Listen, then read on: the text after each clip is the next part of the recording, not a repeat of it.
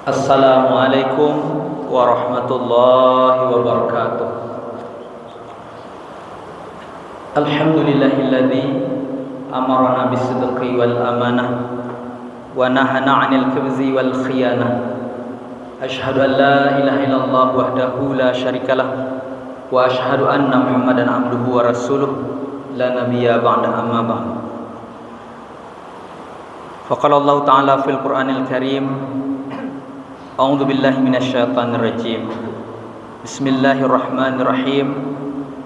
Wa likullin wijhatun huwa muwalliha fastabiqul khairat. Ainama takunu ya'ti bikumullahu jami'a. Innallaha ala kulli syai'in qadir. Shadaqallahul azim. Kita berlindung kepada Allah dari godaan syaitan yang terkutuk dengan nama Allah yang Maha Pengasih lagi Maha Penyayang.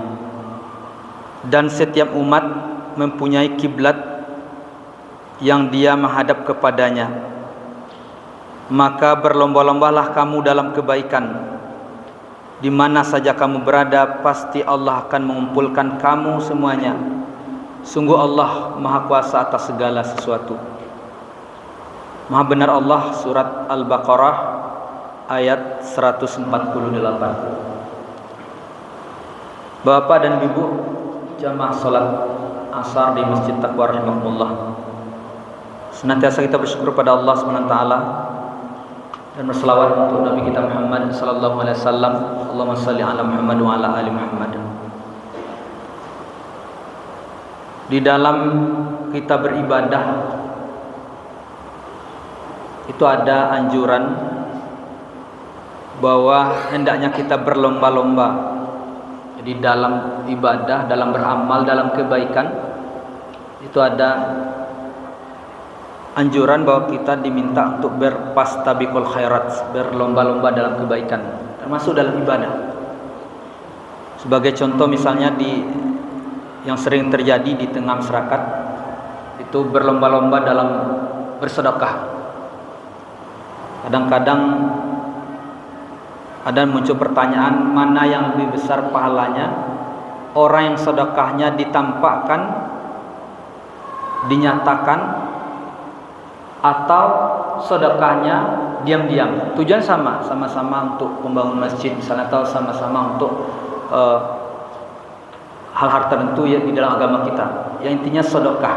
Tapi caranya yang satu diberikan dengan terang-terangan, dengan tujuan agar dilihat oleh orang lain, ditiru, sehingga ada niat ingin berlomba-lomba.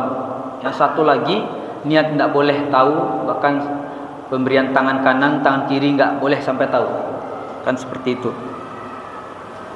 Mana yang lebih baik dari segi ganjaran pahalanya? Mungkin orang menganggap bahwa lebih banyak pahala orang yang diam-diam. Di satu sisi ada pula yang menganggap lebih banyak pahala orang yang menyatakan.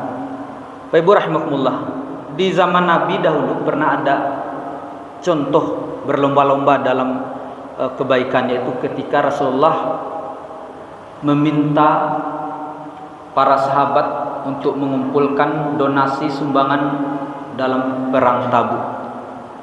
Lalu para sahabat waktu itu berlomba-lomba. Jadi kalau kita baca sejarah itu disebut betul sahabat-sahabat yang ikut menyumbang sampai ada yang 100 ekor unta, kuda, dirham, dan harta yang mereka miliki. Sebut saja ketika itu ada Utsman bin Affan, ada Abdurrahman bin Auf, ada Abu Bakar As-Siddiq, ada Umar bin Khattab, dan sahabat-sahabat yang lain. Namun di antara mereka ada yang diam-diam, ada yang terang-terangan. Siapa yang diam-diam ketika itu? Yang diam-diam ketika itu adalah Abu Bakar. Abu Bakar diam-diam menyerahkan pada Rasulullah. Ditanya oleh Rasulullah, apa yang kamu tinggalkan untuk keluargamu? Aku hanya Allah dan Rasulnya. Dia sedekahkan seluruh hartanya dengan diam-diam. Lalu Rasul bertanya, apa yang kamu tinggalkan untuk keluargamu? Allah dan Rasulnya. Umar dia bersedekah juga ketika itu, ya dilihat oleh sahabat lain. Lalu ditanya juga oleh Rasulullah, apa yang kau tinggalkan? Separuhnya itulah ku tinggalkan untuk keluarga. Jadi separuh hartanya disedekahkan lalu diketahui oleh orang lain. Jadi Bapak Ibu rahimakumullah, kedua cara tersebut pernah dilakukan oleh sahabat. Jadi yang diam-diam dan kadang diam-diam tapi tahu juga orang kan, itu boleh. Yang terang-terangan juga boleh. Kenapa boleh? Karena memang para sahabat ketika itu mencontohkan dua cara tersebut, yang tidak hilang adalah keikhlasan. Jadi ketika keikhlasan tetap dipertahankan, silakan. Bahkan dari segi pendapat kita lihat dari kaidah al-ujrah bil qadril masyaqqah, pahala diberikan setara dengan tingkat kesulitan amal.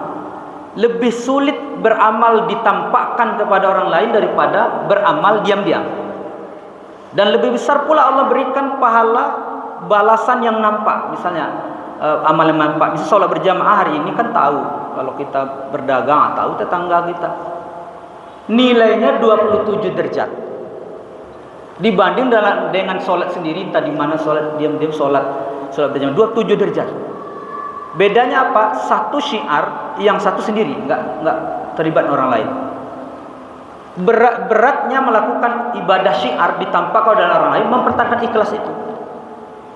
Jadi sholat berjamaah pun kita hari ini tidak ikhlas, ingin dipuji oleh orang lain misalnya, atau ada rasa sombong, waktu sama-sama 24 jam saya bisa ke masjid, orang lain tidak bisa. Nah, timbul rasa sombong dalam hati kita, atau muncul sifat riya, semakin banyak orang melihat semakin semangat kita.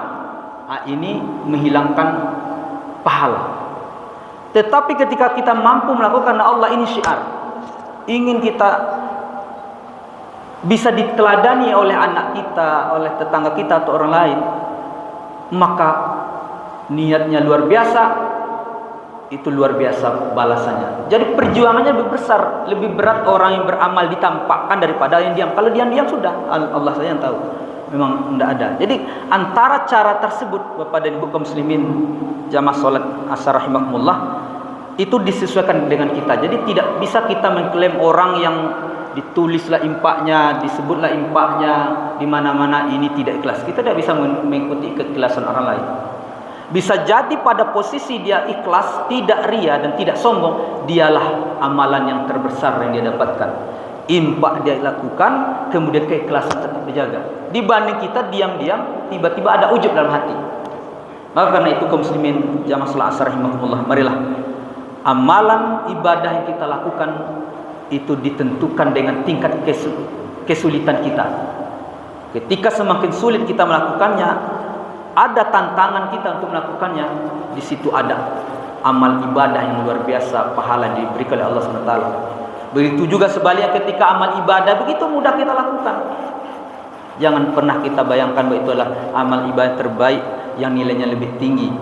Karena bisa jadi amal ibadah yang kita lakukan sendiri tidak diketahui oleh orang lain, syiarnya tidak ada nilai dakwahnya di balik itu semua, hanya sekedar menyelamatkan diri kita sendiri. Mudah-mudahan sebagai renungan bagi kita bersama, sehingga kita bisa beribadah untuk senantiasa mempertahankan ikhlas, terhindar dari riya dan terhindar dari sombong kepada orang lain. Fa'tabiru ya ulil albab. Assalamualaikum warahmatullahi wabarakatuh.